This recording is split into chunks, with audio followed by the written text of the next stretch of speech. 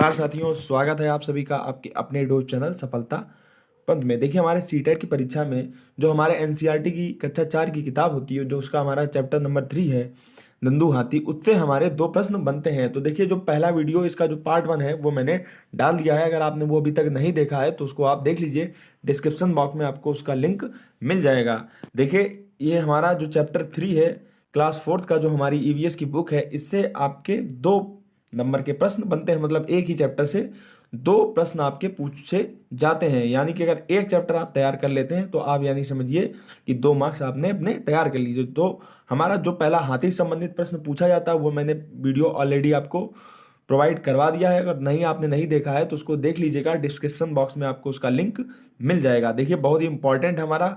ठीक है, तो आइए आज जो उसका दूसरा पार्ट है हम देखिए पढ़ते हैं। देखिए, बगुला तथा भैंस से संबंधित हमारा एक प्रश्न पूछा जाता है और इस वीडियो में मैंने सिर्फ 2 प्रश्न लिए हैं साधारण से, और हमारा 2021 में भी आया है और इससे पहले भी हमारी सीटेट की परीक्षा में पूछा जा चुका है। ठीक है, तो लिखा है बगुला तथा भैंस में सहजीवी का संबंध होता है। देखिए, ये बहुत इंपॉर्टेंट लाइन है और इसी को लेकर हमारा प्रश्न पूछा जाता है। आपसे प्रश्न यही पूछा जाता है कि बगुला भैंस पर बैठता है क्योंकि। ठीक है, तो अगर आपसे इस तरीके का प्रश्न पूछता है तो आप साधारण से इसका उत्तर दे देंगे क्योंकि उसमें सहजीवी का संबंध होता है। और ये प्रश्न हमारा सीटेट फरवरी 2016 में पूछा गया था, पर्यावरण अध्ययन में आया था आपका कि बगुला भैंस पर बैठता है क्योंकि, और 4 ऑप्शन दे दिए गए थे और उन्हीं ऑप्शन में एक ये था कि उसमें सहजीवी का संबंध होता है। अब आइए समझते हैं सहजीवी क्या होता है। देखिए, सहजीवी का मतलब होता है किसी एक जीव का दूसरे जीव पर आंशिक रूप से निर्वाह होकर अपने जीवन का निर्वाह करना। आंशिक रूप से अपने जीवन का निर्वाह करना दूसरे जीव पर आश्रित होकर। ठीक है, अब बगुला एक परजीवी है। ऐसे जीव जो दूसरे जीवों से अपना भोजन ग्रहण करें परजीवी कहलाते हैं। ठीक है, हालांकि इतना हमारा सबसे महत्वपूर्ण पॉइंट यही है, पॉइंट नंबर 1। बाकी और तरीके से प्रश्न बनते नहीं, लेकिन फिर भी पढ़ लीजिए आप, हो सकता है आपके एग्जाम में पूछ दिया जाए। आगे बढ़ते हैं। लिखा है बगुला भैंस की पीठ पर लगे कीड़ों को अपना भोजन बनाता है। ये मक्खियों और कीड़ों को खाते हैं जो जानवरों की पीठ पर बैठकर उनको परेशान करते हैं।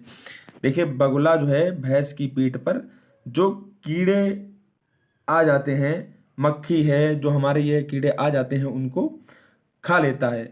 जब भैंसें अपना चारा खाती हैं तो कई बार होता है उन्हें कीड़े परेशान करते हैं, लेकिन जब बगुला बैठ जाता है तो वो उन कीड़ों को खा लेता है, जिससे उन्हें आसानी रहती है, उन्हें भी अच्छा लगता है।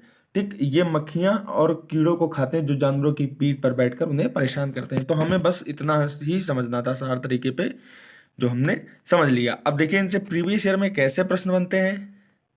और ये देखिए हमारा, ये जो आपका प्रश्न लिखा हुआ है ये प्रीवियस ईयर है, यानी कि ये पूछा गया है। और इसमें डेट मेंशन करना मैं भूल गया। अब कौन सी डेट में आया है, कब आया, ये मुझे नहीं जानकारी है, मेरे नॉलेज में नहीं है, लेकिन ये आपका प्रीवियस ईयर क्वेश्चन ही है। ठीक, लिखा है भैंस की पीठ पर अक्सर बगुला पक्षी बैठा दिखाई देता है, ऐसा इसलिए होता है। ठीक है, तो ये देखिए हमारे ऑप्शन दिए हुए हैं। घास में पाए जाने वाले कीट खाता है, भैंस को पीठ पर बैठकर गाना पसंद करता है। दूसरा नंबर ऑप्शन तो हमारा हो ही नहीं सकता। उड़ने के बाद थोड़ा आराम करता है, सी नंबर भी हमारा हो नहीं सकता। भैंस की पीठ पर परजीवी कीट खाता है, डी नंबर हमारा ऑप्शन सही है, क्योंकि बगुला एक हमारा परजीवी है। ठीक है, ऐसे जीव जो दूसरे जीवों से अपना भोजन ग्रहण करें परजीवी कहलाते हैं। तो इसका ऑप्शन नंबर ए हमारा ठीक है। और बगुला भैंस पर बैठता है क्योंकि बगुला तथा भैंस में सहजीवी संबंध है। बगुला मनोरंजन के लिए भैंस पर बैठता है, ऐसा बिल्कुल नहीं है। भैंस बगुलों के एक स्थान से दूसरे स्थान तक आने जाने में मदद करती है, ये भी ऑप्शन हमारा सही नहीं है। और आगे बढ़ते हैं। लिखा है बगुला भैंस को डराना चाहता है, ये भी ऑप्शन हमारा सही नहीं है। ठीक, हमारा ऑप्शन नंबर कौन सा सही होगा, हमारा ऑप्शन नंबर है ए। आसानी से आप इसका जवाब दे सकते हैं, बगुला तथा भैंस में सहजीवी का संबंध होता है। ठीक है, तो ठीक है, तो हमारा बस इतना ही है।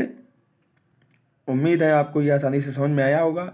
और जो हमारा पर्यावरण की किताब है एनसीईआरटी की कक्षा 4 की, तो उसका चैप्टर नंबर 3 है नंदू हाथी, उस पार्ट से ही आपका ये प्रश्न आता है। उससे आपके 2 प्रश्न आते हैं, एक हाथी से संबंधित जिसमें हाथी की विशेषताओं के बारे में पूछा जाता है। आपको 4 कथन दे दिए जाते हैं, उनमें एक कथन गलत होता है और या तो आपको इस तरह का प्रश्न पूछ देता है। तो ये टॉपिक अगर दोनों आप तैयार कर लेते हैं तो यानी कि 2 नंबर आपके पक्के मानिए। अगर आप जो इसका पहला पार्ट है आपने अभी तक वो नहीं देखा, उसका लिंक आपको डिस्क्रिप्शन बॉक्स में मिल जाएगा और आप वीडियो उसको देख लें। अगर वीडियो अच्छा लगा हो तो लाइक, सब्सक्राइब और शेयर करना ना भूलें। धन्यवाद।